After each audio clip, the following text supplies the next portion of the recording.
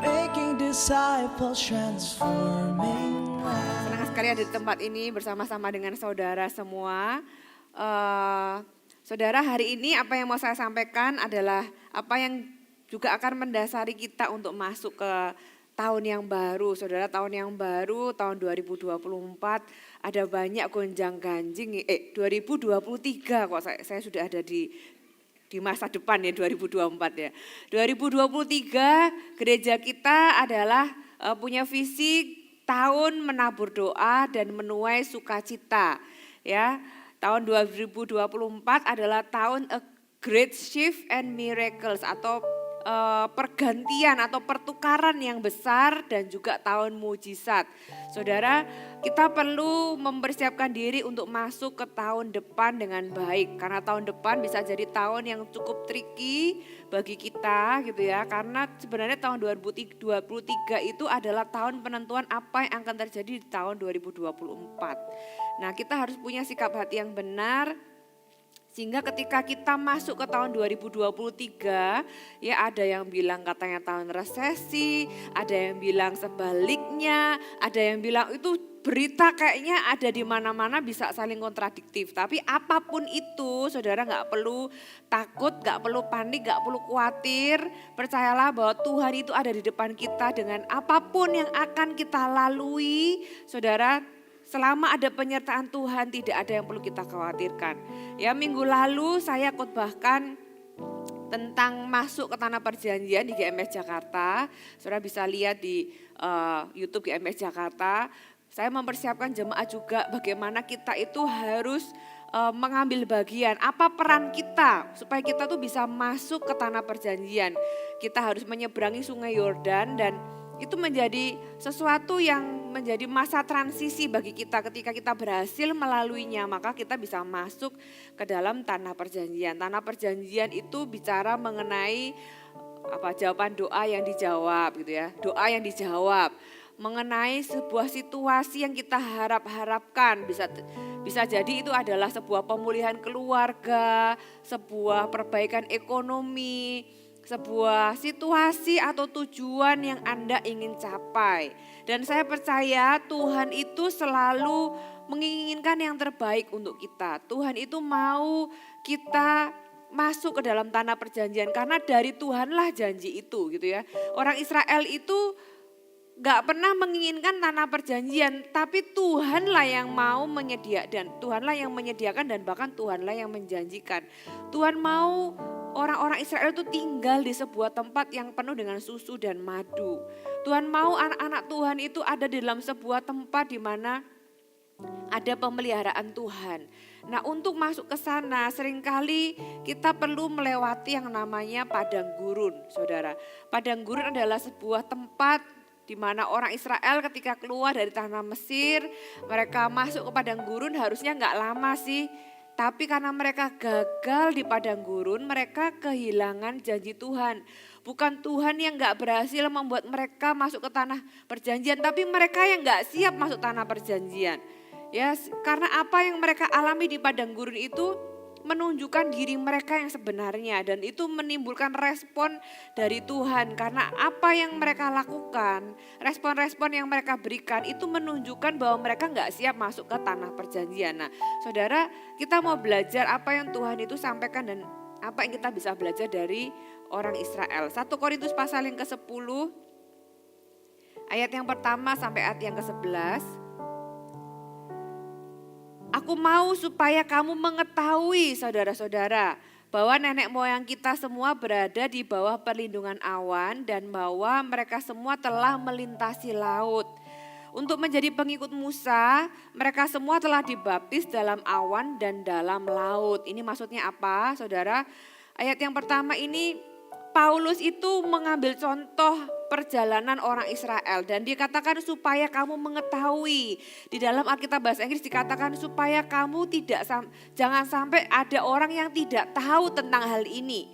Ya, tapi bahasa Indonesianya dijelaskan atau diterjemahkan sebagai supaya kamu mengetahui. Tapi dari sisi Paulus ketika dia menulis ayat ini, dia itu ingin memastikan bahwa pelajaran dari orang Israel itu jangan sampai orang zaman now itu nggak tahu apa yang mereka bisa pelajari. Jangan sampai itu terulang kembali lah istilahnya gitu ya. Nah, dia menjelaskan bahwa nenek moyang, waktu itu dia bicara kepada orang Israel yang tinggal di Korintus, gitu ya, mereka kepada orang-orang Kristen yang tinggal di Korintus, orang-orang ini mereka perlu belajar dari nenek moyang mereka orang Israel, di mana orang-orang Israel pada waktu itu, maksudnya pada zaman Musa, mereka itu ada di bawah perlindungan awan dan sudah melintasi laut. Mereka mengalami mujizat perlindungan, mereka mengalami mujizat diselamatkan, mujizat penebusan, mereka mengalami mujizat, mereka melihat kebaikan Tuhan dalam banyak hal. Ya, ayat yang berikutnya, mereka semua makan makanan rohani yang sama dan mereka semua minum minuman rohani yang sama. Sebab mereka minum dari batu karang rohani yang mengikuti mereka dan batu karang itu ialah Kristus. Ya, ini menjelaskan tentang bagaimana mereka itu ada di dalam sebuah kondisi yang sangat baik. Mereka makan makanan rohani gitu kan. Mereka punya makanan yang disediakan khusus dari Tuhan untuk mereka. Mereka diberi mana, mereka diberi burung puyuh gitu kan. Mereka juga Tuhan memberikan firman-firman Tuhan melalui hambanya. Mereka juga minum dari minuman rohani yang sama. Ya, ada batu karang yang mengeluarkan air yang membuat mereka itu tidak ada satupun yang dehidrasi. Walaupun di padang gurun itu panas terik, mereka nggak ada satupun. Saudara bisa bayangkan ya, kebutuhan 2 juta mulut loh saudara.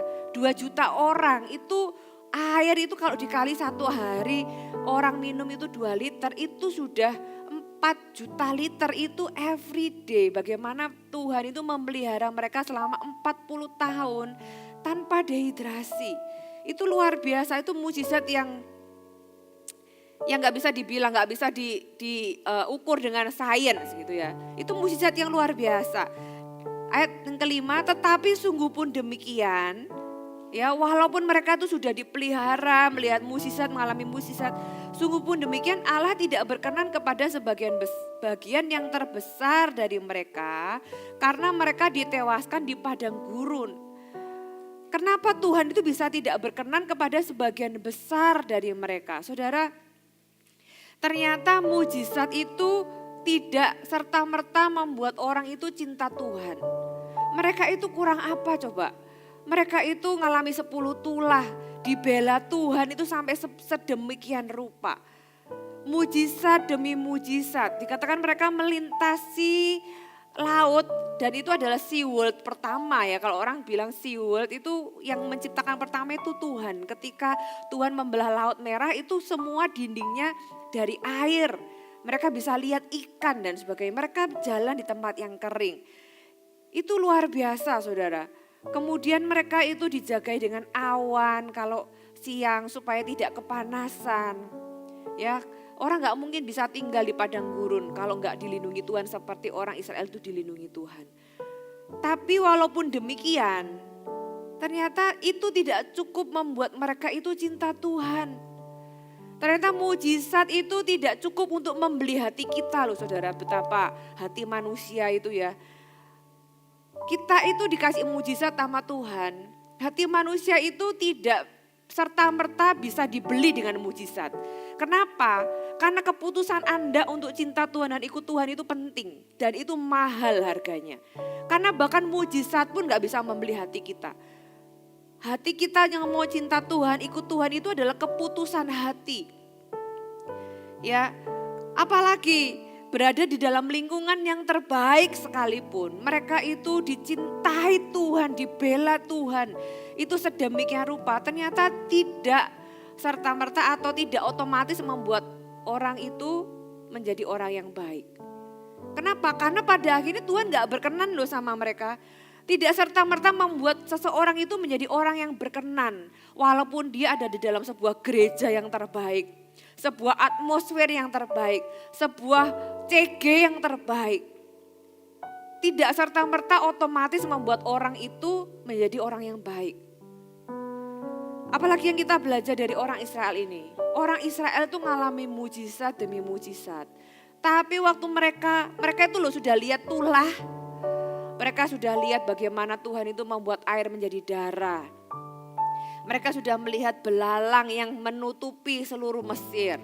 Mereka sudah melihat katak yang menutupi seluruh Mesir. Mereka sudah melihat bagaimana Tuhan itu membuat gelap gulita di Mesir dan terang benderang di Goshen gitu ya. Mereka sudah melihat banyak hal. Bagaimana orang-orang Mesir itu mengalami bara, orang Israel enggak. Mereka itu melihat bagaimana Tuhan menyelamatkan anak-anak sulung. Orang-orang Israel sedangkan orang Mesir itu mati. Kurang apa itu mukjizatnya spektakuler yang tidak pernah terjadi lagi sampai hari ini. Walaupun demikian, ternyata mukjizat di masa lalu itu tidak menentukan seseorang itu punya iman di masa kini.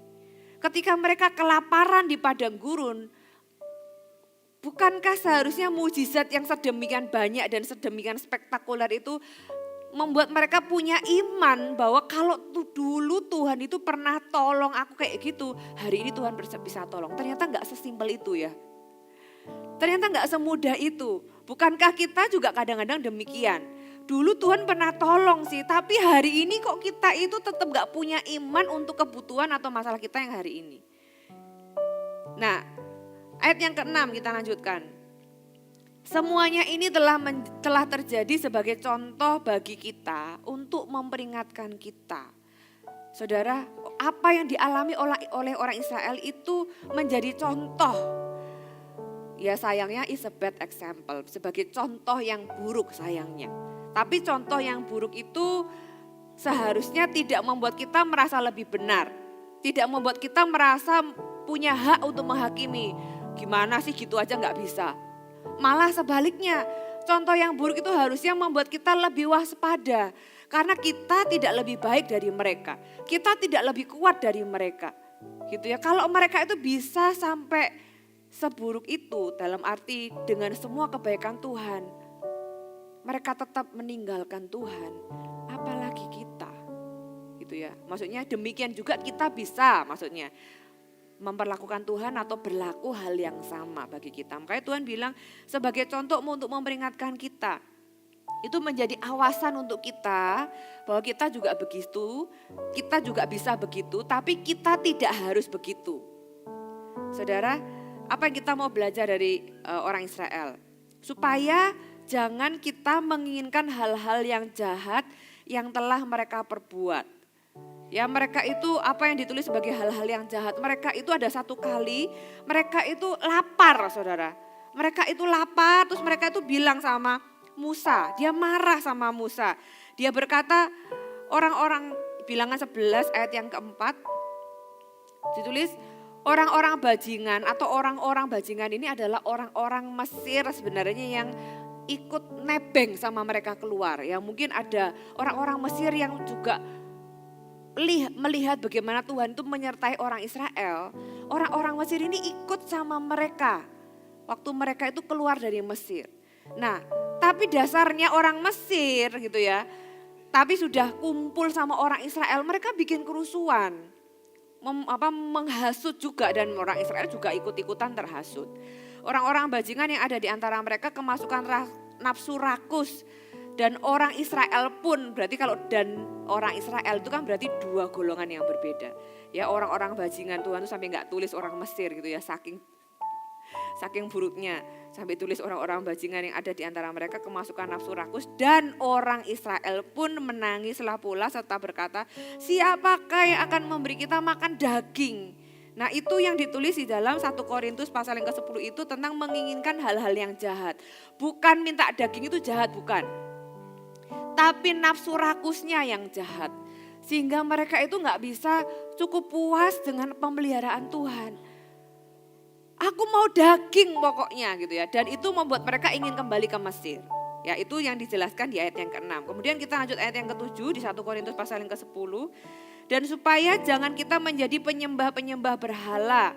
Sama seperti beberapa orang dari mereka.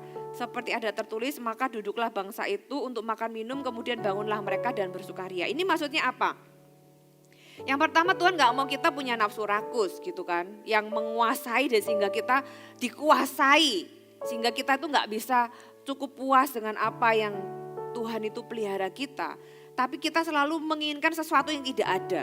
Dan itu membuat kita memberontak, membuat orang Israel itu marah sama Tuhan. Ya, tantrum lah istilahnya, kalau anak itu tantrum. Pengen sesuatu yang kayak dia itu dikuasai sehingga dia gak bisa menguasai dirinya sendiri. Tapi dia dikuasai oleh hawa nafsunya. Yang berikutnya yang tadi ayat 7 itu tentang penyembahan berhala, itu maksudnya apa? Bukan sekedar penyembahan berhalanya. Karena kita tahu penyembahan berhala itu sesuatu yang memang menyakitkan hati Tuhan. Tapi kenapa mereka menyembah berhala, itu yang kita perlu tahu. Ini adalah cerita di mana Musa itu naik ke Gunung Sinai. Ya kan, Tuhan itu kan panggil, sebenarnya dipanggil bukan cuma Musa tapi seluruh orang Israel. Tapi sayangnya orang Israel gak mau. Jadi yang naik ke atas itu hanya Musa. Nah, Musa bercakap-cakap dengan Tuhan di dalam sebuah situasi atau sebuah atmosfer yang membuat dia sampai sudah gak lupa makan, lupa minum lah ya, benar-benar dalam hadirat Tuhan. Suasana surga gitu. Selama 40 hari orang-orang Israel yang menunggu itu gak ada kabar. Ini Musa ini mati di atas atau hilang atau apa ini Musa ini, terus nasib kita gimana? Nah, ketika mereka itu di dalam ketidakjelasan hidup mereka itu dengan mudah menggantikan Tuhan. Makanya dia langsung teriak sama Harun ya, untuk akhirnya mereka dibuatkan patung lembu emas. Saudara, poinnya adalah bukan sekedar penyembahan berhala, tapi orang Israel itu apa yang membuat Tuhan marah adalah mereka itu dengan mudah menggantikan Tuhan dengan hal-hal yang lain ketika mereka itu belum dapat jawaban. Ketika mereka menghadapi situasi yang tidak pasti, ini Tuhan itu sebenarnya menyertai gak sih? Sebenarnya Tuhan itu ada gak sih? Sebenarnya Tuhan itu mau jawab doa gak sih? Sebenarnya Tuhan itu mana? Gitu ya, kenapa situasiku belum berubah? Kenapa begitu? Akhirnya cari jalan keluar sendiri dan malah yang ada menciptakan Tuhan sendiri. Itulah yang membuat Tuhan itu marah dengan orang Israel. Kemudian mereka dikatakan dengan makan minum bersukaria itu karena mereka celebrate merayakan patung lembu emas itu. Itulah yang membuat kita perlu belajar supaya kita gak terulang lagi. Ayat yang ke-8, 1 Korintus 10, janganlah kita melakukan percabulan seperti yang dilakukan oleh beberapa orang dari mereka. Sehingga satu hari telah tewas 23.000 orang. Wow, 23.000 orang itu bukan angka yang kecil, saudara. Kenapa mereka melakukan percabulan? Kalau saudara baca di ayat referensinya di Bilangan 25, itu adalah ketika mereka sampai di sebuah tempat. Nah, kebetulan tempat itu ada orang-orang yang tinggal. Jadi ketika mereka ada di sebuah tempat, mereka itu dengan mudah terseret. Jadi imannya itu gak kuat. Mujizat, kebaikan Tuhan ternyata tidak membuat iman kita tuh otomatis kuat. Ketika ada godaan, ketika ada orang-orang yang menarik kita, menawarkan sesuatu yang baik, yang menurut kita baik. Orang Israel itu dengan mudah meninggalkan Tuhan. Orang Israel itu dengan mudah mereka langsung menikah dengan orang-orang yang penyembah berhala gitu, saudara. Itulah yang membuat Tuhan itu marah. Jadi mereka sampai satu titik Tuhan itu berkata bahwa sudah, that's it. Dan 23.000 orang itu meninggal. Dan itu pun berhenti karena ada Pinehas yang benar-benar membela keadilan Tuhan. Benar-benar sampai orang yang berzina itu, kalau sudah baca di Bilangan, itu dibunuh laki dan perempuan. Baru murka Tuhan itu berhenti. Sudah bisa bayangkan murkanya kayak apa sampai hanya bisa demikian baru berhenti. Kenapa? Karena orang Israel mudah kompromi. Sudah bisa, makanya gak heran Tuhan itu gak bawa mereka ke tanah perjanjian. Kenapa? Belum ke tanah perjanjian, baru ketemu orang di Sitim. Ya, nama daerahnya adalah Sitim. Tapi kamu sudah dengan mudah menjual imanmu, dengan mudah berbuat cabul dan meninggalkan Tuhan, ikut ke Baal Peor. Kemudian ayat yang berikutnya, ayat yang ke-9, janganlah kita mencobai Tuhan seperti yang dilakukan oleh beberapa orang dari mereka. Sehingga mereka mati dipagut ular. Ini apalagi? Mereka mencobai Tuhan itu karena mereka marah sama Musa sama Harun. Saudara, mereka marah. kamu ini mau bawa kemana kita ini? Kamu ini mau membunuh kita ya? Gitu ya. Dan Tuhan itu berkata, mereka itu marahnya sama Musa, tapi Tuhan itu take it personally, itu kayak marah sama Tuhan. Saudara, kalau Anda punya anak, ya, anak Anda itu dipukul sama orang lain. Saya tanya sebagai orang tua, anak Anda yang dipukul yang marah siapa? Orang tuanya. Ya kan? Tuhan itu take it personally ketika orang-orang Israel itu memberontak kepada orang yang Tuhan beri otoritas. Dalam hal ini adalah Musa. Mereka marah sama Musa, tapi yang marah balik itu bukan Musa, tapi Tuhan. Loh, kamu itu sudah dipimpin oleh Musa gitu ya. Tapi bukannya kamu tuh bisa respect dan menghargai kepemimpinannya, tapi kamu malah memberontak dan malah marah. Saudara, itu yang dikatakan di ayat yang ke-9. Makanya banyak dari mereka itu mati dipakut ular. Ujung-ujungnya Musa juga sih yang minta ampun sama Tuhan. Yang tadi juga sama ujung-ujungnya ada orang yang akhirnya membuat murka Tuhan itu berhenti. Saudara, tapi apa yang kita perlu belajar adalah respon-respon orang Israel ini yang akhirnya membuat mereka tinggal di padang gurun gitu ya, enggak masuk ke tanah Kanaan. Ayat yang ke-10, dan janganlah bersungut-sungut seperti yang dilakukan oleh beberapa orang dari mereka, sehingga mereka dibinasakan oleh malaikat maut. Saudara, ternyata sungut-sungut, komplain, terus gampang ngedumel, ya kan? Mulut kita ini loh, hati-hati loh saudara. Karena dengan bersungut-sungut, dengan kita itu gak bisa menghargai, mengucap syukur dan sebagainya.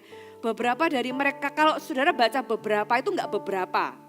Ya, bukan beberapa itu bukan 2-3 orang, bukan. Beberapa itu berarti puluhan ribu orang. Karena dalam konteks jutaan, ya. Beberapa itu banyak saudara, dan mereka itu dibinasakan malaikat maut loh. Kesalahannya apa sih? Bersungut-sungut saudara. Komplain, gak puas, merasa kecewa dan sebagainya, dan itu keluar lewat sungut-sungut. Hati-hati dengan apa yang kita lakukan dengan mulut kita. Itu bisa membuat kita tidak masuk tanah perjanjian. Kalau kita mau masuk tanah perjanjian, ada beberapa hal yang kita perlu belajar saudara. Karena firman Tuhan katakan ini sebagai contoh untuk membuat kita itu tidak sama seperti mereka. Walaupun kita punya potensi bisa sama seperti mereka. Saudara, apa yang Tuhan mau kita belajar? Ya, Bilangan pasal yang ke-14 ayat yang ke-32. Ini menceritakan tentang bagaimana orang Israel itu akhirnya mati di padang gurun, saudara. Bilangan 14 ayat yang ke-32. Tetapi mengenai kamu, bangkai-bangkaimu akan berhantaran di padang gurun ini. Dan anak-anakmu yang mengembara, anak-anakmu akan mengembara sebagai penggembala di padang gurun 40 tahun lamanya. Dan akan menanggung akibat ketidaksetiaan sampai bangkai-bangkaimu habis di padang gurun. Sesuai dengan jumlah hari kamu mengintai negeri itu, yakni 40 hari, 1 hari dihitung 1 tahun, jadi 40 tahun. Ya, lamanya kamu harus menanggung akibat kesalahanmu supaya kamu tahu rasanya jika aku berbalik kepadamu. Itu kalau bahasanya kita mungkin tahu rasa lo ya gitu loh, kira-kira Tuhan itu marah. Supaya kamu itu tahu aku ini selama ini tuh ada untuk kamu. Aku ini kurang apa sama kamu gitu ya. Aku ini membela kamu. Aku ini memberikan apa yang kamu butuhkan. Aku ini melindungi kamu dan aku ini ada di sisimu. Jadi kamu mau tahu rasanya sekarang kalau aku berbalik dari kamu. Biar kamu tahu rasanya kalau gak ada Tuhan itu gimana. Saudara, karena Israel itu tegar tengkuk. Dan yang menarik dari ayat ini adalah dan anak-anakmu akan mengembara menjadi penggembala di padang gurun selama 40 tahun lamanya. Dan akan menanggung akibat ketidaksetiaan. Saya tanya, yang tidak setia itu orang tuanya atau anaknya? Orang tuanya. Orang tuanya gak setia, tapi anaknya ikut nanggung kesalahan orang tuanya. Anaknya sih gak ikut, dalam arti gak ikut terima, ya dibilang ikut terima konsekuensi ya, tetap ke padang gurun walaupun anak-anaknya ini akhirnya masuk ke tanah perjanjian. Jadi anak-anaknya ini akhirnya janji Tuhan itu digenapi di generasi berikutnya. Tapi untuk mereka masuk ke tanah perjanjian itu nunggu orang tuanya itu nggak ada dulu. Dan selama menunggu, saudara, mereka yang mengembara sebagai penggembala.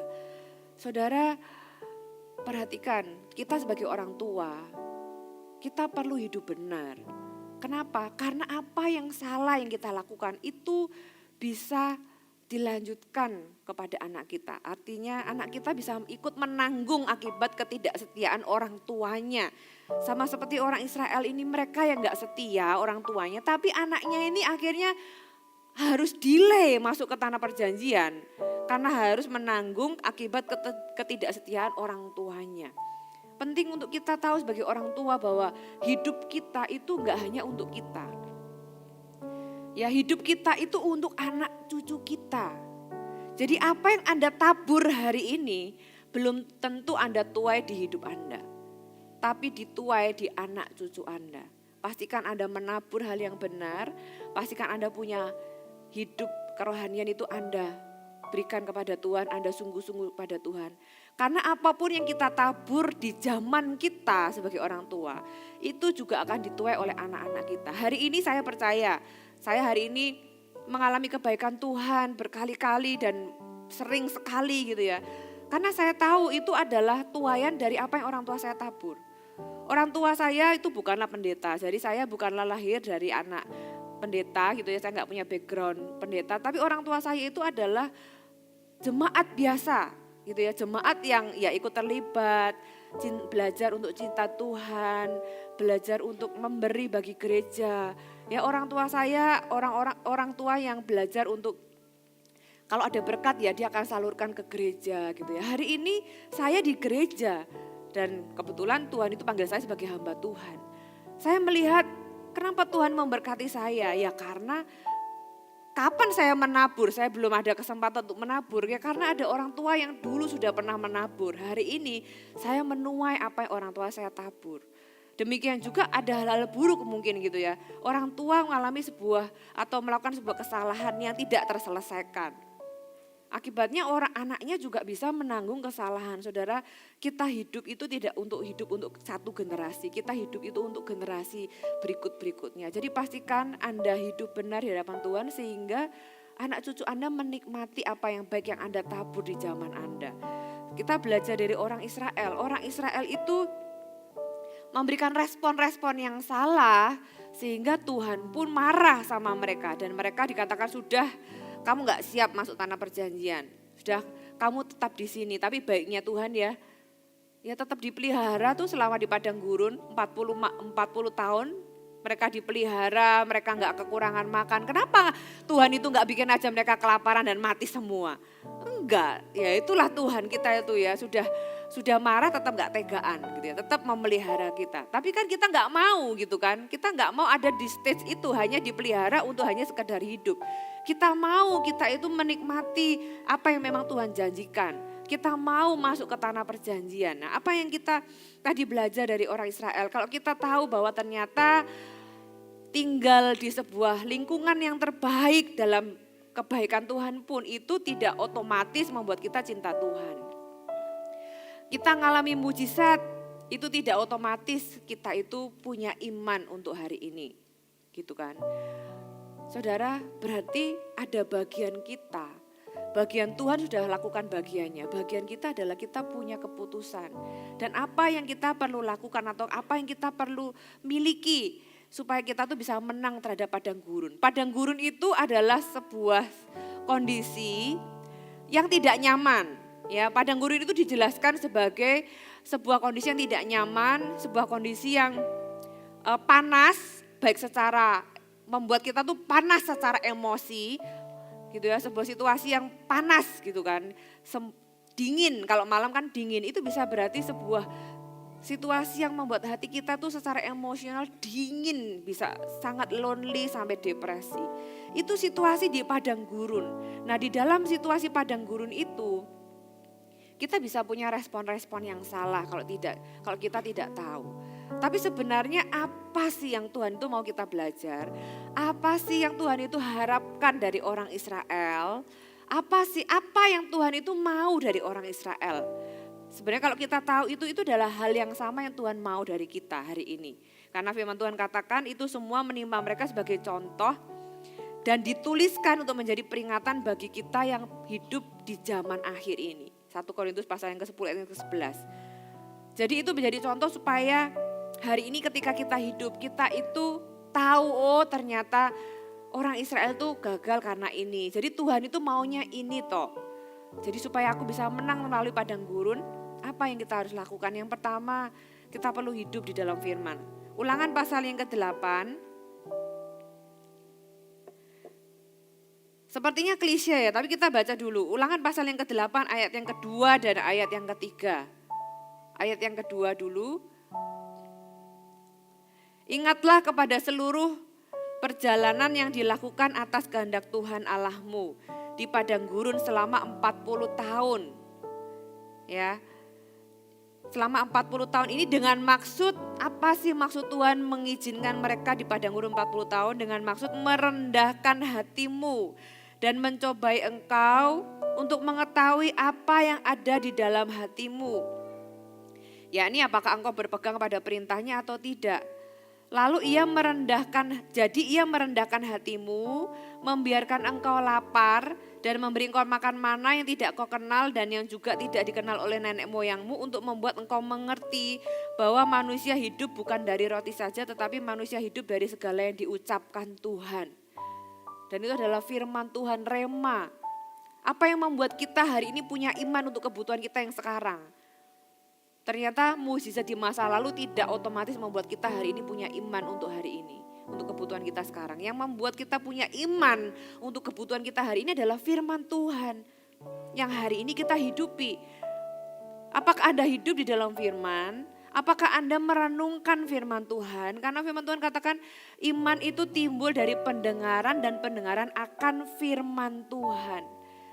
Itulah yang menjadi jaminan kita punya iman untuk masalah dan kebutuhan kita hari ini. Kita bisa melihat masa lalu, kita bisa bersyukur, itu bisa booster our faith gitu kan, itu bisa membangkitkan. Tapi sekali lagi banyak dari kita juga yang kita tahu Tuhan pernah menolong saya, tapi kita masih bertanya-tanya akankah Tuhan menolong lagi? Dan jawabannya adalah firman Tuhan. Anda perlu cinta firman Tuhan. Saudara, banyak orang itu memulai tahun yang baru sudah bikin Bible reading plan. Ya kan? Oh, pokoknya tahun ini aku mau menyelesaikan Alkitab. Aku mau baca firman, bikin Bible reading plan. Tengah jalan sudah berhenti. Saudara, kalau Anda mau bikin Bible reading plan, sudah enggak usah nunggu tahun depan. Start from today, buatlah Bible reading plan. Anda bisa start dari kitab Injil, bisa start dari manapun. Anda bisa baca firman Tuhan setiap hari. Ya, masuk tahun baru jangan pemanasannya di Januari, it's too late. Pemanasan hari ini Januari sudah ngejos. Amin. Jadi tinggal di dalam firman Tuhan itulah yang membuat iman kita tuh bisa sustain. Bisa ada ketika kita tuh menghadapi masalah sehari-hari. Problema sehari-hari. Terus kemudian dikatakan Tuhan itu mengizinkan orang Israel melalui padang gurun. Tuhan mengizinkan Anda melalui masalah-masalah Anda yang membuat Anda pengen marah, pengen komplain, membuat Anda merasa stres gitu ya, depresi. Supaya apa? Supaya dengan maksud merendahkan hati kita. Supaya kita itu tahu siapa kita dan siapa Tuhan. Supaya kita itu enggak tinggi hati. Makanya Paulus itu juga dikasih duri dalam daging. Sometimes kita itu perlu terima kasih loh sama Tuhan. Kalau kita tuh masih diizinkan punya masalah. Masalah itu seringkali membuat kita itu supaya sadar bahwa kita itu manusia butuh Tuhan. Ya, Paulus itu pernah berdoa sama Tuhan, Tuhan, aku tuh tahu Tuhan tuh bisa lakukan mujizat. Tolong cabut atau ambil duri dalam dagingku ini yang mengganggu aku. Entah itu pas ada banyak terjemahan berupa sakit penyakit, kesukaran atau bahkan orang yang menggocoh dia, yang membuat annoying. Ada orang-orang yang irritating gitu ya, yang kalau bahasa Surabaya itu bencekno gitu ya. Orang yang menjengkelkan gitu kan, yang terus-terusan ada di hidupnya. Ya, jangan mikir pasangan Anda ya. Itu bukan duri dalam daging, itu memang orang yang Tuhan percayakan untuk Anda saling mengasah gitu ya. Saudara, tapi di dalam Paulus ini ada duri dalam daging yang dia tuh rasa, aduh aku tuh kepengen kalau bisa dicabut aja. Tapi kalau sudah baca firman Tuhan katakan, biarlah cukup kasih karuniaku. Dan Paulus tuh menuliskan bahwa duri dalam daging itu membuat dia tidak sombong. Nah, masalah yang Tuhan izinkan dalam kehidupan kita atau masa-masa padang gurun yang membuat kita tuh jengkel, membuat kita tuh pengen marah, membuat suasana itu sepertinya panas. Tuhan izinkan supaya kita tuh punya hati yang rendah hati. Punya sikap yang rendah hati. Kita tahu siapa Tuhan dan siapa kita. Kita adalah orang yang butuh Tuhan. Orang yang tinggi hati itu merasa gak butuh Tuhan. Makanya dia berani. Berani sama siapa? Sama dia gak tahu bahwa ada hal-hal yang menyakiti hati Tuhan. Dia gak aware terhadap sesuatu yang bisa membuat Tuhan marah. Kalau kita itu tahu kita itu butuh seseorang, kita itu akan menghargai hatinya. Kalau misalnya aku menyakiti dia dan aku kehilangan dia, aku gak mau karena aku tuh butuh sama dia, aku butuh dia. Sudah gak akan gampang-gampang menyakiti hati seseorang kalau kita ini tahu bahwa kita itu butuh pribadi tersebut. Kita gak akan gampang-gampang menyakiti Tuhan kalau kita itu tahu kita itu butuh Tuhan. Nah kita perlu tahu apa yang menyakiti hati Tuhan. Ternyata respon-respon yang salah itu menyakiti hati Tuhan. Ketika kita itu tidak menghargai otoritas yang Tuhan beri di dalam kehidupan kita. Entah itu di dalam gereja, di rumah, di pemerintah dan sebagainya. Tuhan itu dealing secara personal. Tuhan mau kita menjadi orang yang rendah hati. Dikatakan Tuhan itu merendahkan hatimu, membiarkan engkau lapar. Ya, Tuhan itu membiarkan kita mengalami lapar itu kayak menginginkan sesuatu. Sebenarnya ini ayat kan agak kontradiktif ya, membiarkan engkau lapar dan memberikan engkau makan mana. Nah kan ya, kalau dikasih makan mana ya kan gak lapar lagi. Tapi bukan itu yang dimaksud Tuhan. Yang dimaksud Tuhan itu adalah sebuah keinginan yang mungkin Anda pengen A dikasihnya B, Anda tetap mau A enggak? Biasanya kan kita tetap mau A kan, lapar akan sesuatu. Mereka itu lapar akan sesuatu, walaupun sudah dikasih makan mana, mereka tetap gak bisa menghargai. Dan Tuhan itu membiarkan mereka itu tinggal di dalam situasi hati yang demikian untuk merendahkan hati mereka. Dan mereka harus belajar hidup sesuai dengan firman Tuhan. Belajar menghargai setiap mujizat kecil maupun besar yang Tuhan berikan dalam kehidupan mereka. Gitu ya. Dan mereka mengerti, poinnya adalah ketika mereka harus mengerti isi hati Tuhan. Kalau gak ngerti-ngerti ya pantasan aja kita ini terus mengulang hal-hal yang sama ya kan. Tuhan itu mau kita lulus terhadap pencobaan-pencobaan kita. Di 1 Korintus pasal yang ke-10 ini kalau sudah baca ke ayat 13, ada ayat yang berkata pencobaan-pencobaan yang kamu alami itu adalah pencobaan-pencobaan biasa yang tidak melampaui kekuatanmu dan Tuhan akan memberikan kamu jalan keluar. Betul ya? Sebenarnya ayat itu adalah ayat yang menjelaskan ayat 1 sampai 12. Kadang-kadang orang itu mencomot satu ayat ke-13 tentang pencobaan. Ternyata pencobaan yang dimaksud di ayat ke-13 itu menjelaskan ayat-ayat 1 sampai ke-12, pencobaan apa sih? Ya pencobaan yang orang Israel alami selama di padang gurun. Dan Tuhan itu kasih tahu bahwa walaupun dari zaman ke zaman, pencobaannya bisa berubah-berubah seolah-olah ya. Sebenarnya enggak ada yang baru di muka bumi ini, enggak ada yang baru di bawah kolong langit ini. Pencobaan-pencobaan kita semua itu tuh hanya dibagi jadi 3 kategori, enggak ada hal yang baru. Ya keinginan mata, keinginan daging, keangkuhan hidup. Makanya waktu Tuhan Yesus ke muka bumi, Tuhan Yesus itu menyelesaikan the unfinished business. Tuhan Yesus itu ngapain coba Tuhan Yesus ke padang gurun? Ya karena sebenarnya dia mau menebus apa yang orang Israel itu gak berhasil lakukan. Kenapa 40 hari? Karena memang itulah yang terjadi di orang Israel. Kamu 40 hari kan tadi dikatakan 40 hari kamu itu mengintai ke Kanaan, kamu kembali dengan ketidakpercayaan sampai membuat semua orang Israel memberontak sama Tuhan.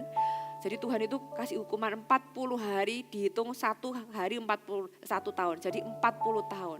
Nah di Ketika Yesus lahir di muka bumi, sebelum dia memulai pelayanannya, dia menyelesaikan apa yang enggak terselesaikan oleh orang Israel. Dia menyelesaikannya di padang gurun. Dan Tuhan Yesus kalau sudah baca di Matius pasal yang keempat, itu dikatakan setelah Tuhan Yesus berpuasa 40 hari dan 40 malam, maka laparlah Yesus. Nah setelah Anda baca kalimat laparlah Yesus, maka iblis baru datang ya kan. Memang gitu sih iblis itu, kalau kita lagi lapar ya baru datang gitu kan. Orang itu kalau pas lagi lapar kan gampang dicobai. Coba Anda lapar terus diajak ngomong sesuatu yang menjengkelkan, pasti gampang marah. Tuhan Yesus lagi lapar karena dia redeem, dia menebus apa yang orang-orang Israel itu tidak berhasil lakukan. Orang Israel dibiarkan lapar, dikasih makan mana, tapi mereka gagal terhadap semua pencobaan yang dialami.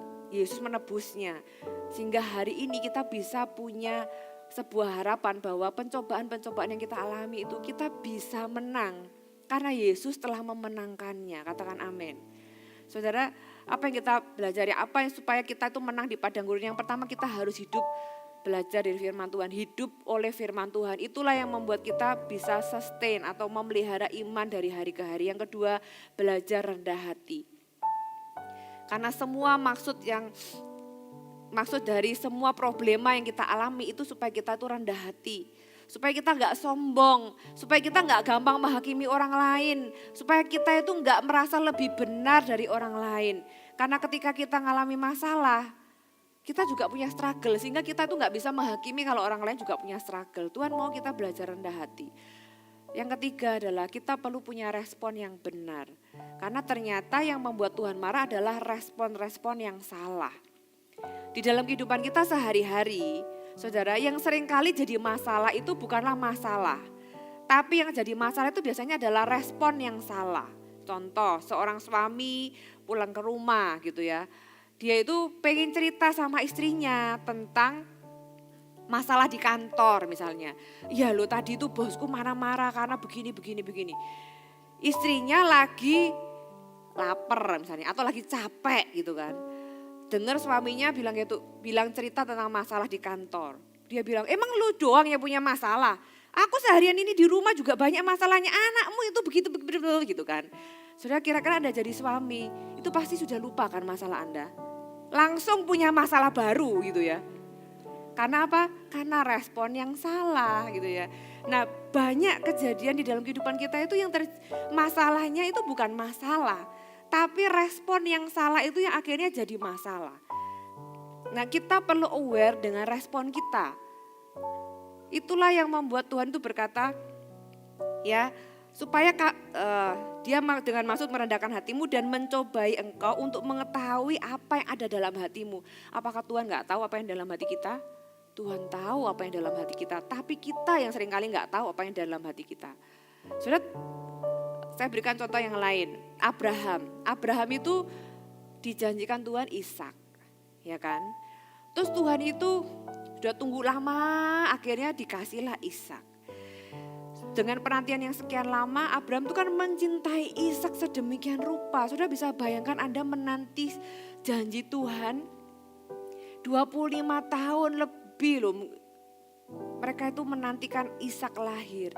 Itu sudah bisa bayangkan ya, orang sudah tua nunggu 25 tahun, kaya raya, itu mungkin setiap hari bajunya ganti baru, gak pernah dipakai lagi kali yang lama ya.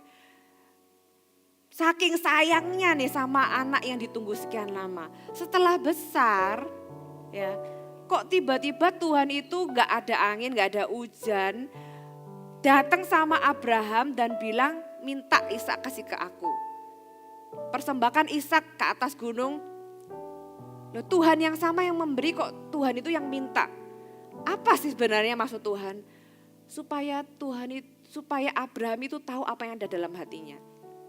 Dan ternyata Abraham itu langsung meresponi dan dia walaupun dengan berat ya, siapa sih orang tua yang gak berat kalau anaknya itu dengan permintaan seperti itu, tapi dia tetap melakukannya tanpa menunda-nunda. Dia pergi ke atas. Nah di atas gunung Tuhanlah akhirnya digantikan Ishak. Tapi dari situ Abraham itu jadi tahu bahwa hatinya itu gak melekat sama berkat. Abraham jadi tahu bahwa hatinya itu nggak melekat sama anaknya, walaupun dia itu cinta sama anaknya. Tapi kalau nggak ada permintaan itu, bagaimana Abraham bisa tahu? Nggak tahu. Nah, respon kita itu menunjukkan hati kita sebenarnya. Itu yang Tuhan mau kita sadar, itu yang Tuhan mau kita tahu. Sehingga kalau ternyata itu salah, kita bisa belajar lebih baik. Oh loh, aku kok gini ya gitu ya, aku kok masih marah-marah ya. Kalau aku diserobot, misalnya Anda di jalan raya, Anda diserobot gitu ya. Terus Anda marah-marah, buka pintu, marah-marah gitu kan. Terus Anda ngebut, terus Anda balap lagi itu mobil. Sebenarnya yang Anda perlu tahu adalah ini bukan masalah Anda diserobot. Tapi pertanyaan adalah loh Anda kok begitu gitu loh. Jadi Anda masih aware loh, saya kok masih kayak gini ya. Nah itu yang penting. Kenapa? Karena kalau kita nggak pernah sadar tentang apa yang ada di dalam hati kita yang keluar lewat respon kita nggak akan pernah berubah. Nah Anda bisa cek gitu ya, mulai hari ini lebih aware tentang respon-respon Anda. Nah, satu ayat yang terakhir di 1 Petrus pasal yang pertama ayat yang ke-14 dikatakan hiduplah sebagai anak-anak yang taat dan jangan turuti hawa nafsu yang menguasai kamu pada waktu kebodohanmu. Sama seperti tadi orang Israel, ada hawa nafsu yang menguasai mereka pada waktu kebodohan mereka. Mereka itu kebodohannya apa sih? Masa-masa kebodohan, waktu kebodohan. Setiap orang itu punya waktu kebodohan. Setiap kita ya, termasuk saya tanpa kecuali. Waktu kebodohan kita itu adalah waktu ketika kita itu capek. Ya, lapar. Ketika kita itu marah atau sakit hati. Ketika kita itu sedih atau kecewa. Itu adalah masa-masa di mana kita itu seringkali nggak bisa berpikir jernih. Betul nggak saudara? Nah hati-hati ketika kita itu ada di masa-masa kebodohan. Karena ketika kita itu ada di masa-masa kebodohan, kita itu dengan mudah dikuasai oleh hawa nafsu yang salah. Hawa nafsu untuk membalas. Ya, karena kita merasa tersakiti, kita ingin membalas. Hawa nafsu untuk menjadi rakus gitu ya, karena kita itu menginginkan sesuatu dan kayaknya sudah lama menanti-nanti, akhirnya itu dikuasai oleh hawa nafsu. Saudara perhatikan, hiduplah sebagai anak-anak yang taat dan jangan turuti.